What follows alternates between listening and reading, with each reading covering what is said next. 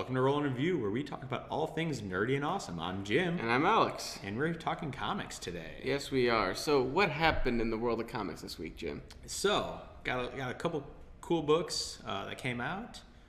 First one I want to talk about is The Shadow Glass. The Shadow Glass. It's an independent company. I think I want to say Titan, but now I'm forgetting. But it's super cool. The art's awesome. That's good. It takes place in like 1500s in England. The main character is this female, and it's a number one, so you're supposed to leave with more questions than answers. Makes sense. If you tie all the loose ends, no one's going to buy the next issue. Exactly. Essentially, there's some sort of, it's not quite witchcraft, but it's kind of witchcraft. No, like real, like you see some monstrous thing coming out of the ground. Like it is like, it's not, the witchcraft and like that stuff, but it's actually like some dark black stuff. magic, all this crazy stuff. It is some stuff. Dark stuff. Ooh, that sounds dark and fun.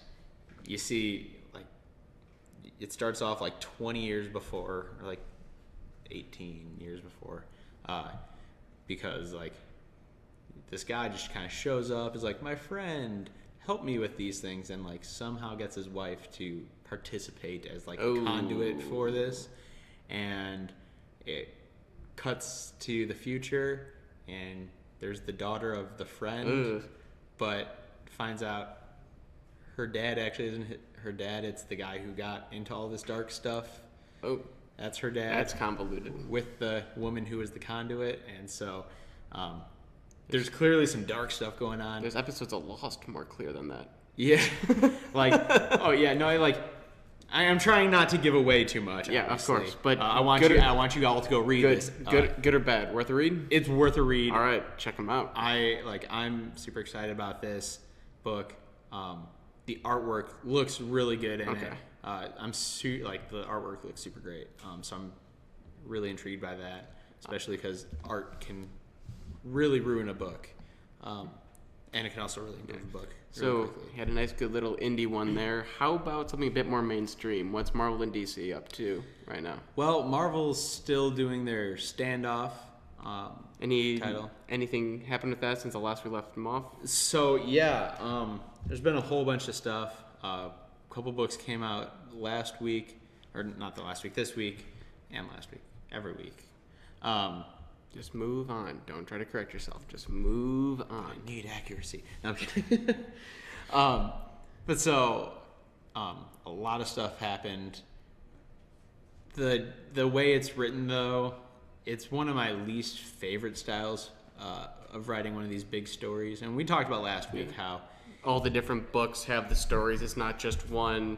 Like Civil War it's Civil War, and you get the entire issue. This seems to be bit here, bit here, bit here, bit here. Yeah, and Marvel has used that system well in the past. Where like last fall they had a storyline, Black Vortex, happened all in space with the Guardians of the Galaxy. So it was like Guardians, X-Men, Nova, Miss Marvel, or not Miss Marvel, Captain Marvel, a bunch of those titles, and it led, one book led directly to the other, and they were very connected. That's good. While what they're doing so far, it seems like they're doing one of these things where it shows where everybody was when this all started, and it's not really connected. Then it will all eventually get to the same story point. So that could be interesting, though. I kind of do like that different point of view thing, because if done well, it can be really cool. Though I feel like sometimes if it's too big, that's when it gets convoluted.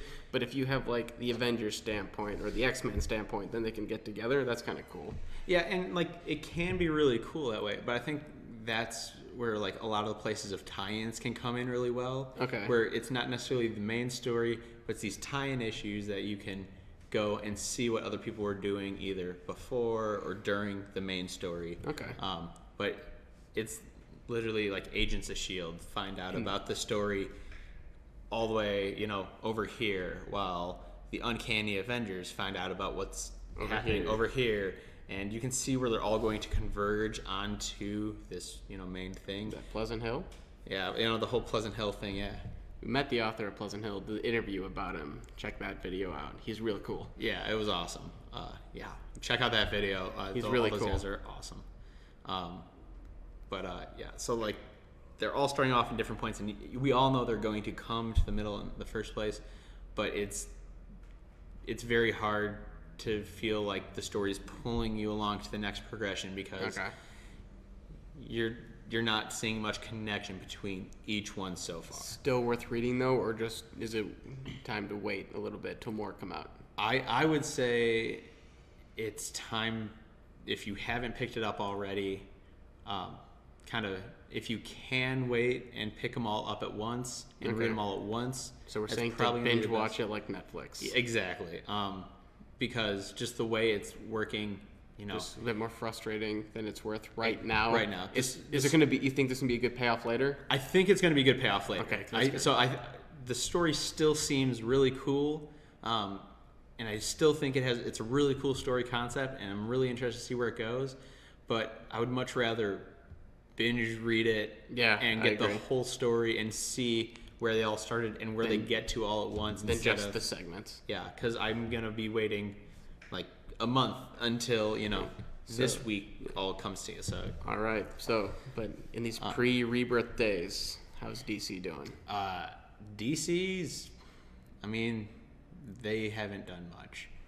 There really is no big story right now that is kind of drawing us in.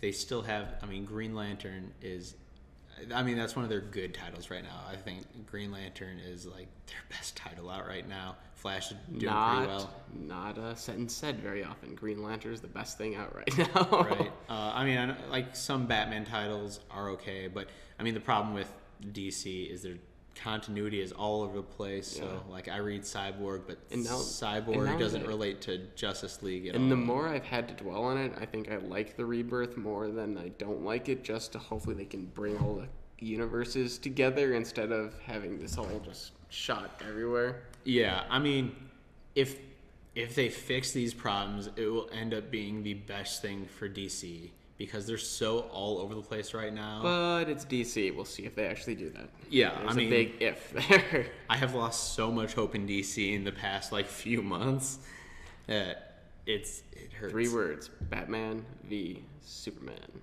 I'm sure everyone out there has seen some of their reviews. We're seeing it on Monday, so expect a rant probably incoming afterward. Yeah, but I haven't heard good things from that. But back in comics, nothing really you'd recommend now for someone to pick up? No, literally we're a few months off Rebirth. Everything's in a story right now. So basically, DC, wait till Rebirth. Yeah, that's the big thing. Oh yeah, there are a lot of good books coming out from Titan, Zenoscope. I think is putting out a new one soon. Devil's Due putting out another one. Which is an interesting story, which actually the next thing. So Devil's Due put out a story called Delete. It was number 1. Yeah, right. And it was number 1 this week. It was another cool story. It'll be interesting to see where it goes. The art style is interesting. It's a very unique art style. But essentially, all we know is that this couple was working on a way to literally erase things from your mind. Uh-oh. Their daughter got away after almost being killed. The police are trying to find her. The people who were trying to kill her and her family are trying to find her. And the mentally handicapped handyman is with her right now from the building. Literally, he grabbed her to protect her. Well, good for him, but...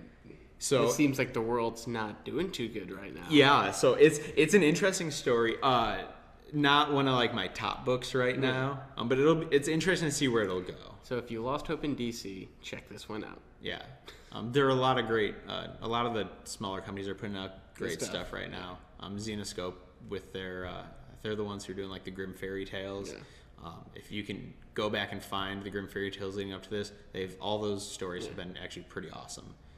So while you're not buying DC, Check these out. Check those out. And since you're Jim, we know what Deadpool comment do you have to talk to us about this week? So yeah, a Deadpool comic came out. I mean, it's basic Deadpool. There's no such thing as basic Deadpool. So like, What, can you just not even or something? It's in the middle of a story right now, so I'm trying not to like spoil too much. Is it Deadpool being Deadpool? It's Deadpool being Deadpool. Is it worth reading? I mean, I was. Then that's Deadpool, good. so, That's all you need. pretty much. I mean, I'm free Deadpool. Any other stuff that we got going on? Little news from Marvel. The 2 books got canceled. Howling Commandos and Angela, Queen of Hell. Ooh. Yeah, they're both books that really haven't been doing much. I was going to say, not Queen of Hell. No! What can we do without it? No!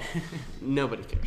Yeah, I mean, it's Thor's sister, and I mean, I don't know what they were attempting to do with that. Wasn't that a Secret Wars thing? No, she came out before Secret Wars. But like that, continued whatever is like a spin-off from something that happened in Secret Wars, or just a failed attempt or something like that. It was a failed attempt at a story post Secret Wars, which happens. Not all of them are going to be winners. Of course. Howling Commandos spun off of Mrs. Deadpool and the Howling Commandos from Secret Wars. That's the Secret That's Wars the one one. I was thinking of. Because they kind of showed up as a team with Mrs. Deadpool, Shikla, in Secret Wars, and they're off doing their own book now. Wasn't working. They literally had their standoff tie-in, which I know barely sold 2 copies here. Wow, that's a lot. 2 copies. That's incredible. But they're not books that not a lot of people are going to be really upset about. Yeah. I mean, they're books where we're like, yeah, I can see why that got canceled. So, they're gone. Marvel's leading up to Civil War II in comics. They actually released some info about it, and it kind of looks like Iron Man is taking on the Inhumans. So that will be really cool. That does sound pretty cool. Because right now in the Marvel Universe, the Inhumans pretty much just like staked their claim to the world. Oh. In the fact that... And this is in the same universe as Standoff? Or Yeah, it's all in the same so this is about to be... So it'll be after Standoff. But so like essentially in Marvel, the Inhumans get their power, and if you've watched Agents of S.H.I.E.L.D., the show... kind of know some of this. I gotta be honest here. Yeah, not a lot of people watch that either. Between Daredevil, Jessica Jones, Flash, and Arrow, who has time to watch Agents of S.H.I.E.L.D.? Yeah, not very many people. Exactly. So if you haven't seen that, this will be new information to you. The Inhumans are normal people like you and me, but they're exposed to the Terrigen Mist, which unlocks hidden powers within them. And normally there's some super negative side effect to it. So like Black Bolt is the king of the Inhumans. His voice is a weapon. With a whisper, he can destroy a mountain. But he can't make any noise unless he wants to destroy everything. So he literally had to be trained. You know there's Skyrim images coming here. I know it's going to happen. Yeah, when I said that, I'm just gonna put probably the sound of that happening. Oh, I know. But essentially, it is that, except like a billion times more powerful. Like even while he's asleep, he can't make a noise, or else he risks destroying everything. So he has trained himself never to make a sound. That sucks, right? So like with great power comes this terrible. You say it, I'm going to hit you. With great power comes this terrible side effect. Okay. Lucky. That's what I was gonna say from the beginning. But so the Inhumans in the Marvel world released the Terrigen Mist across the entire world. So Miss Marvel is actually an Inhuman. She inhaled the Terrigen Mist and now is able to, be Miss Marvel. Be Miss Marvel and change her body into whatever shape, she can think of. And this is happening all across the world. It's actually poisonous to the mutants. So the mutants are like off in space with the exception of a few, and they're dead. Well, like Rogue is part of the Uncanny Avengers, and she has to continuously be taking these like treatments against the Terrigen Mist, or else like she gets sick. Is it worth it at that point? Just have her leave. Well, it's, should she be forced to leave because of this? Or should the Inhumans be forcing this upon the world? No. And Tony Stark is going to take on the Inhumans. I think that's what it's going to be about. That's going to be kind of fun. Yeah, it's going to be a cool story. I'm excited So those are some good picks we got for the week. Any last minute things you want to tell anyone? Not really. We got a ton more stuff coming out next week. I picked up a bunch of stuff at C2E2. Couldn't read it all. At that, we're going to have the Division review coming out hopefully sometime next week. Batman v Superman.